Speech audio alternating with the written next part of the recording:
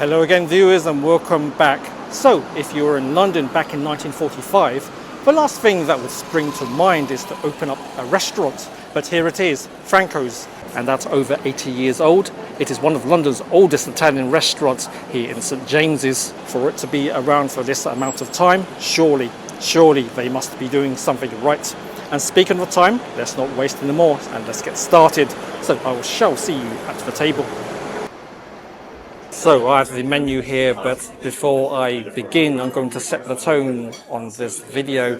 So you can imagine the variety of dishes in a spectrum. So on one hand, you have your spicy hot wings, your smash burgers, and your green battered cod and chips, and of course your plethora of dishes with melted cheese. In other words, tip-top food.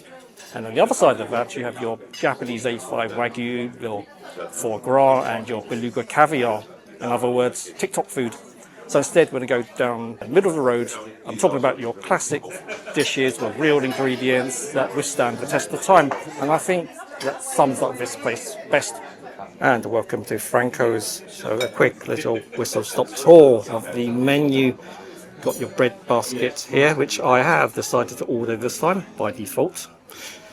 And let's look through our initial courses, and you've got your crudi, which is raw fish or beef, and then your first course, salads, soups, pastas, main courses from the grill. You're gonna have to excuse me for going through this pretty briskly. I'm kind of sat close to another table and I just don't want to keep waffling on for too long.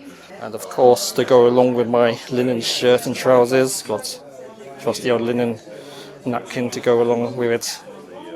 You know what, I may as well call this channel the linen channel at this rate. And for this evening's beverages, I've gone for the freshly squeezed apple juice, and alongside some house white wine. I must have forgotten the region where it's from, but it's all Italian. I'm sure it'll be very good. So on behalf of Franco's here in St James's, London, saluti.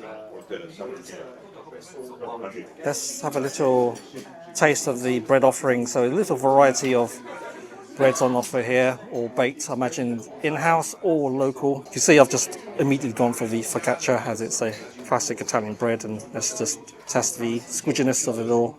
Yeah, this is an empirical test for good bread, as you can see. A lovely bit of olive oil in there, oozing out.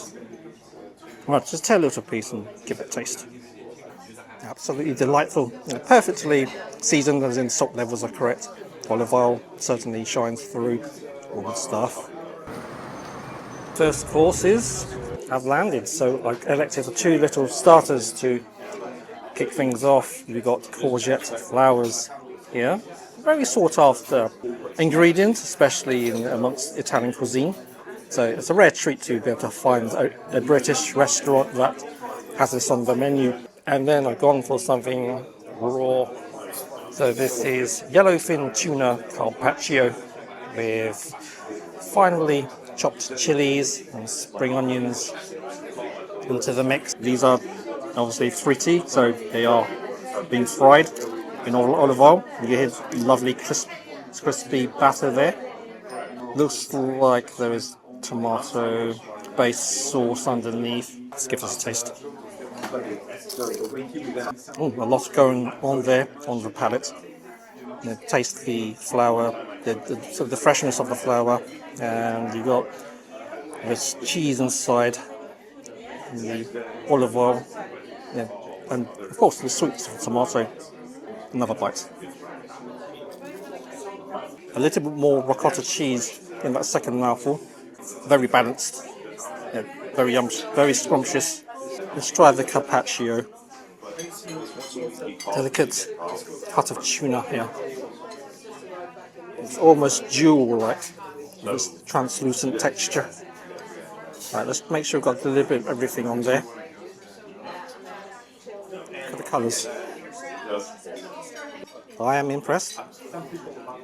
I dare I say it, there is an element of Asian influence in this. When you combine your scallions or spring onion and your chili.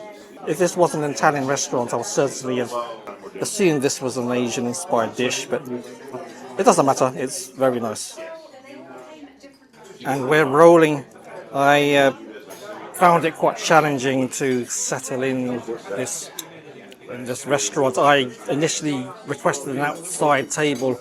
It was all looking promising, but there was another man on his own doing. Must be taking some video call, and he was quite vocal. So, last thing you want is a vlogger.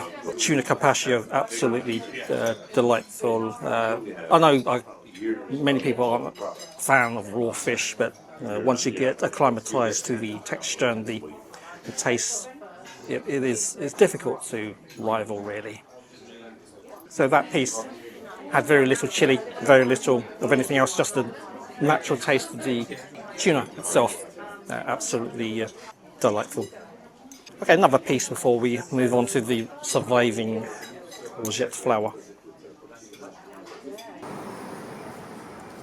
So let's tackle this in smaller pieces as it's still hot inside. Crispy tail end of the flour. Here we are. It's a lovely fresh combination of flavours. Can't really think of anything that closely resembles it. I think that because of the distinctive taste of the courgette flour. Another piece. All the herbs in there certainly takes me back to the continent. It's got that attitude about it. Actually, eyeing this focaccia bread here. I'm going to just try this on the tomato sauce. It's that unprocessed, fresh, slightly acidic, but sweet tomato flavour you get with a genuine, authentically made sauce. Another piece. 1945 marked the end of the Second World War. However, rationing in Britain continued well into the mid-1950s. Frank's, as it's then known, started out as a traditional English restaurant specialising in sandwiches. Then after the Second World War, an Italian waiter who once worked at Frank's managed to buy out the eatery. Then something happened. It is now known as Franco's, and it soon became a bit of a trading hub, especially amongst gentlemen from the continent, that is, who would rather conduct their business antics under the radar. To open up a restaurant in the mid-1940s, when the supply for fresh meat, fish and dairy was in very limited supply, seemed somewhat a rather bad idea. However, it didn't seem to be much of an issue here, because if you knew about the basement, or more specifically, the walk-in safe full of goodies, then you are in luck. When it comes to sought after food items in London, Franco's was deemed as a bit of a treasure trove, so much so that even the Ritz would straight up send out their guests over to Franco's if one wanted a full English breakfast. Franco's wasn't always about being the purveyor of ill-gotten gains. In 2012, the restaurant was bought out and renovated by the Hambrose family. The Hambrose family also owns the neighbouring Wilton's restaurant just further along Jermyn Street. During the lockdown of 2020, both Franco's and Wilton's prepared and cooked hot food from their kitchens in support for NHS key workers, the homeless and the vulnerable. I think it's rather fitting that two of the most doyen and elegant of eateries within the St James's area remain so grounded, and it's a further testament to their own humble beginnings.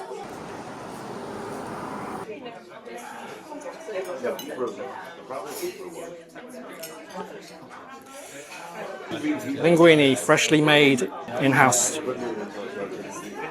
I can feel that it's al dente already. You can tell.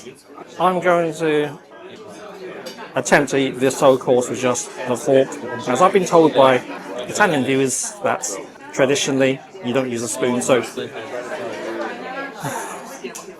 here we go. So excuse if there's any sauce around my lips as well. Flavour of the sea in there, lobster, lovely egg pasta, perfectly seasoned, not too salty. Don't need to touch the salt and pepper shakers. Thankfully, any legitimate restaurant that serves Italian food, you never offer or suggest to have cheese on a seafood-based pasta, from what I've been told. I can feel people staring in my direction at the moment. I feel like I'm a bit of a circus seal. First thing that pops in my mind, but the show must go on. Seems to me I've got a little bit of the lobster claw here, so you can taste. There is a mild warmth to it. It's not offensively spicy, it's just a hint of it, just enough not to unbalance the entire dish, and I quite like that. Surprisingly rich to accompany the lobster, but I like it. And a little bit of first person action on the main course. It is rather dimly lit despite it being bright outside, and today is one of the hottest days in the year, 34, 35 degrees Celsius. Anyway, I'm waffling. Here we go. It's comfort food, but with elegance thrown in with the lobster. Generous lobster pieces here, you can see that. I've seen dishes with more stingy sized pieces of chicken, so they've gone pretty generous with the crustaceans here. Sizable piece of lobster here, so I'm impressed. Let's try a piece of bread with the sauce. Let's tear this fresh roll. Check that out. Let's ascertain the quality of the sauce with a humble piece of bread. There you go. Absolutely delicious. No sauce is going to survive at the end of this course. I've just torn another piece of the bread, and I noticed there's got some red content in there. Perhaps tomato, a bit of tomato in there just to give it a bit more sweetness and dimension. But I'm just going to completely mask it out by dipping it into some more sauce. So let's plough through the rest of the pasta. Generous portion as well, and they also do a smaller portion in case you want it as a prima, so a course you have before your main course, which would be called a secondi.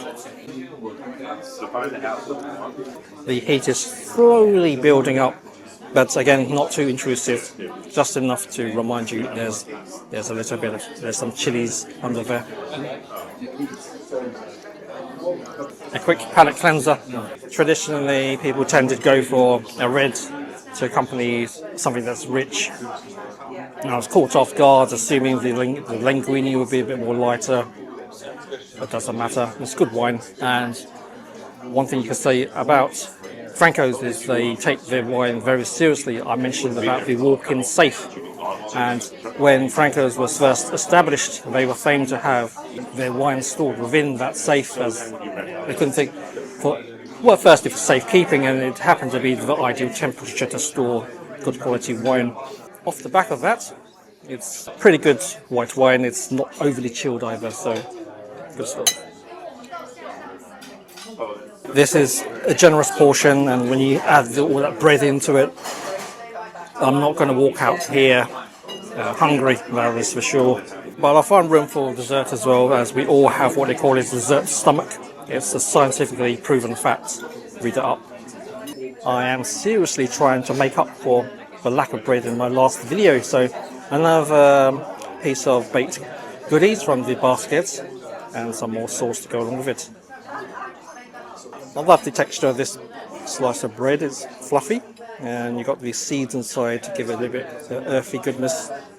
I estimate they probably put half a lobster into this dish, and you know what, I don't think I'm going to finish all the bread, and I don't want it to go to waste either, so I'm just going to have to do the right thing and ask for a doggy bag. And it's not a glamorous thing to do, but better to prevent it going to waste. Hey.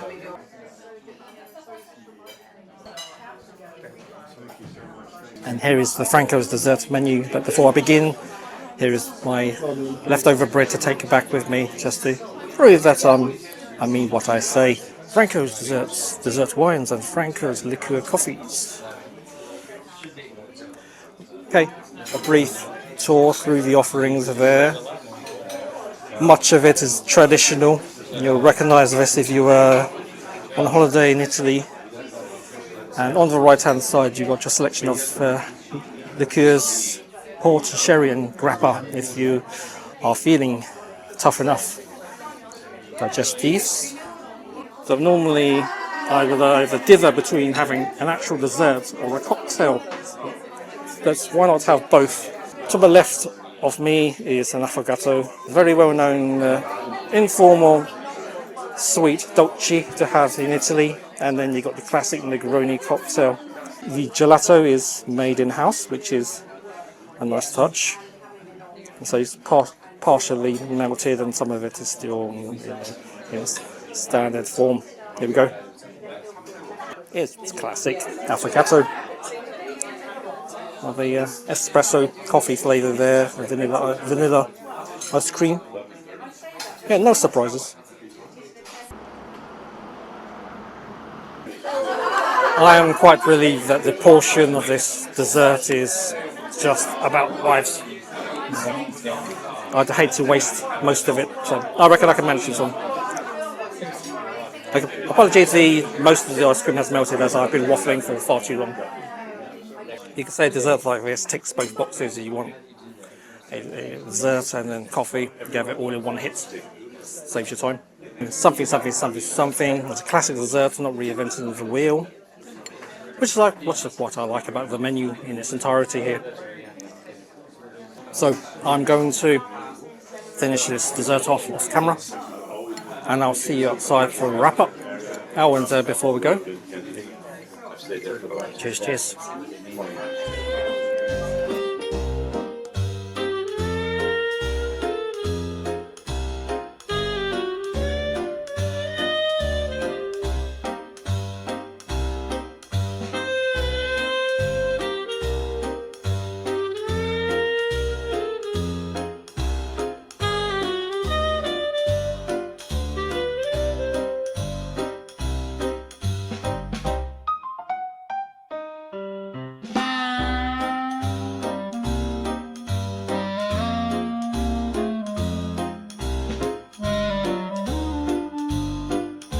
So that was Franco's naughty but nice, both historically and literally. Before I go, I've managed to score a seat here, the legendary Duke's Bar, home of the Vespa cocktail. So I treated myself to one. Show you some tasting notes before I go. Wish me luck. Cheers. I have to say, it's not potent, it's omnipotent. And on that note, thanks all again for watching, folks, and I look forward to seeing you again in the next video. So until that time, you all take care now.